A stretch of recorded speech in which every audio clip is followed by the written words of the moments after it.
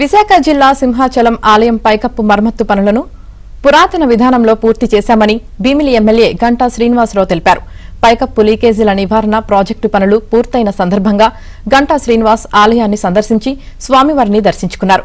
పూణేకు చెందిన Venkateswara charitable trust 5 కోట్ల వ్యయంతో ప్రారంభించిన పనులను నిర్దేశించిన గడువు కంటే ముందుగానే పూర్తి చేసిందని తెలిపారు.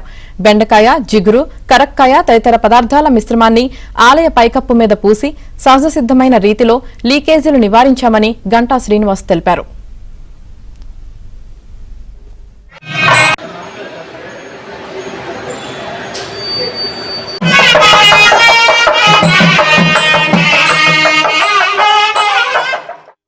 సోదరులు, నాకు మంచి చిరకాల మిత్రులు మునరత్నారెడ్డి గారు మొత్తం కంప్లీట్గా చెప్పారు ఎలా ఇది సాకారమైంది మనకనేది.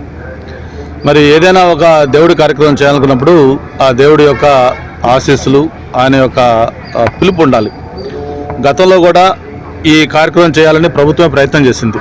దానికి హడావుడిగా ఏదో సిమెంటు పేసి అది పూసి చేయాలని ట్రై చేసినప్పుడు కూడా అది మనం సఫలీకృతం చేసిన తర్వాత కూడా లీకేజీలు కంటిన్యూ అవుతూ ఉంటే వీళ్ళు ఒక పురాతన దీని ప్రకారం శాస్త్రీయ పద్ధతిలో ఏదైతే గతంలో ఎన్నో శతాబ్దాల క్రితం నుంచి దేవాలయాలు నిర్మించారో ఆ సాంకేతిక పరిజ్ఞానం ఉపయోగించుకొని, అంటే దీంట్లో ఎక్కడ కూడా ప్రజెంట్ ఉన్న స్టీలు, సిమెంటు లేకపోతే ఇటువంటి కాకుండా వాళ్ళు వాడింది మన బెండకాయలు, లేకపోతే కరక చెట్టు, దాంతో జిగురు, దాంతోపాటు మిగతా ఈ సంబంధించి మిశ్రమాలు న్యాచురల్ దీనికి సంబంధించి చేసి వాడి సున్నం ఇటువంటి తోటి బెల్లం వెనిగర్ కలిపి దాంతో ఈరోజు దీన్ని చేయడం జరిగింది. మీకు దాని బిఫోర్ ఆఫ్టర్ ఫోటోగ్రాఫ్స్ కూడా మీకు చూపించడం జరిగింది. ఇది చూస్తే ఒకసారి ఇది చేయక ముందు ఇలా ఉండింది, చేసిన తర్వాత ఇలాగ, అంటే ఒక కొత్త ఈరోజు మనం ప్రారంభం చేసుకున్న టెంపుల్ ఎలా ఉంటుందో అంత బ్రాండ్ న్యూగా బ్రైట్గా చక్కగా ఆ దేవుడికి మనం చేసుకునే అవకాశం మనకి కలిగింది. ఇది 5 కోట్ల రూపాయల వ్యయంతో దీన్ని కంప్లీట్ చేయడం జరిగింది.